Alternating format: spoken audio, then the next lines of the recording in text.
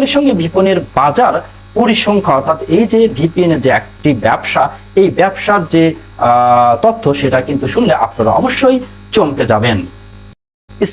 Star এর পরিসংখ্যার মতে 2022 সালে ভারতের অর্থাৎ আমাদের পার্শ্ববর্তী দেশ ভারতের ভিপিএন এর বাজার ছিল 11.64 বিলিয়ন ডলার বা প্রায় 1,18 কোটি টাকা। দ্বিতীয় অবস্থানে থাকা চীনে ভিপিএন এর বাজার প্রায় 10 বিলিয়ন ডলার। বর্তমান হারে ভিপিএন এর ব্যবহার যদি বাড়তে থাকে তাহলে 2027 সালের শেষে এই বিশ্বে ভিপিএন এর বাজারের আকার দাঁড়াবে 107.5 বিলিয়ন ডলার।